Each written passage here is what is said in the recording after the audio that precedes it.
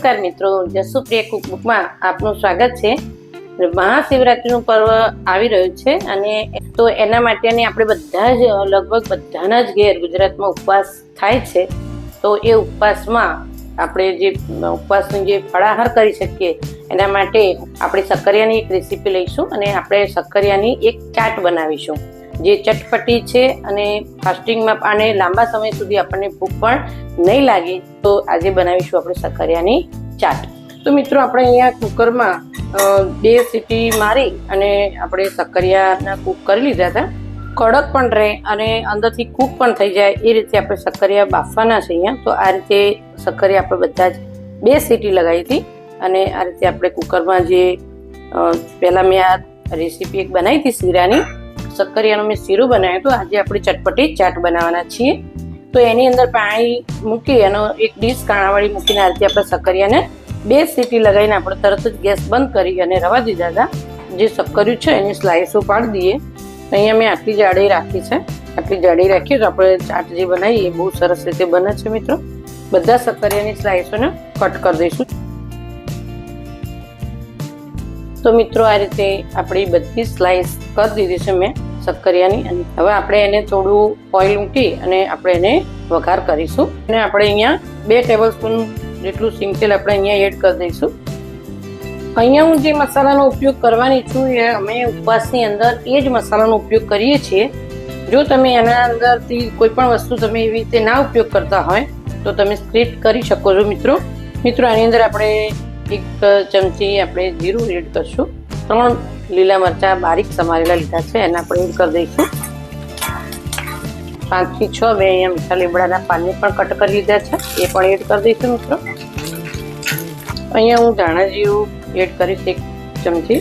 અહીંયા અડધાથી પણ ઓછી ચમચી મેં હળદર લીધું છે એ એડ કરી દઈશું અને જે મેં મસાલો જેવું મેડ બનાવ્યો હતો ધાણા આખા, જીરું અને ખડા મસાલા લીધા છે એ હું એડ કરી દઈશ। અહીંયા બધા જ મસાલાને સારી રીતે કૂક થવા દઈશું અને આપણી જે સ્લાઇસો છે એ આપણે અંદર એડ કરી દઈશું મિત્રો।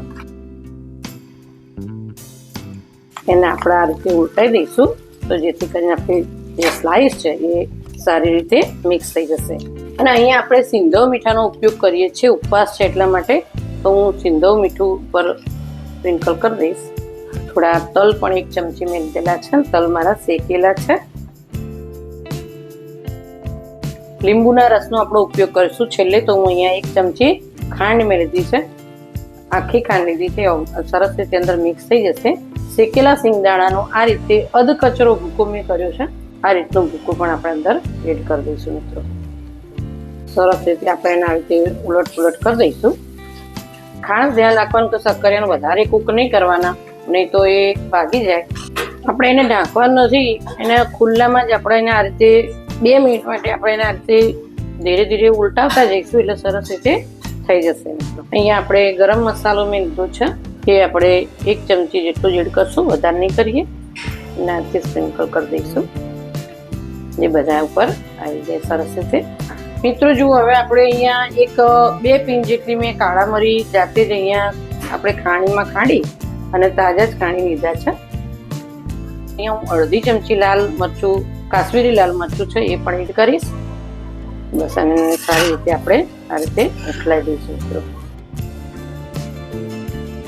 તમે જોઈ લેજો અમારા જસુપ્રિયા કુકબુક ચેનલની અંદર મેં સક્કરિયાનો શીરો પણ મૂક્યો છે, એ તમે જોજો, ખૂબ જ સરસ રેસીપી છે મિત્રો। આપણે સરસ રીતે આપણી આ સક્કરિયાની ચાટ તૈયાર થઈ જાય। છેલ્લે આપણે એની ઉપર એ લીંબુનો રસ એ એડ કરી દઈએ।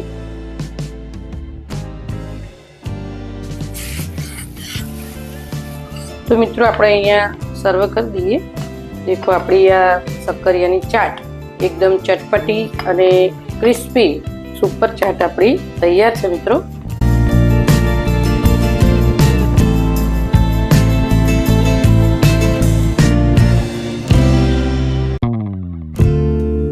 તો મિત્રો આ રીતે તમે પણ સક્કરિયાની ચાટ એ બનાવજો મિત્રો। શિવરાત્રીનું મહાપર્વ છે, સક્કરિયાનો ખૂબ જ મહત્વ છે, પણ આ સક્કરિયા આપણને ઉપલબ્ધ હોય ત્યાં સુધી આપણે આનો ઉપયોગ કોઈ પણ વ્રતમાં, ઉપવાસમાં કરી શકીએ છીએ। તો ચોક્કસથી બનાવજો અને નાના મોટા સૌને આ રેસીપી ખૂબ જ ભાવશે। આ રીતે સર્વ કરી અને બાળકોને તમે ચોક્કસથી આપજો. તો ચોક્કસથી મિત્રો આ રેસીપી તમે બનાવજો અને અમારી જસુપ્રિયા કુકબુક ચેનલને લાઈક, શેર અને સબસ્ક્રાઈબ કરવાનું ના ભૂલતા. ફરી મળીશું આવી જ એક નવી રેસીપી સાથે. Thank you.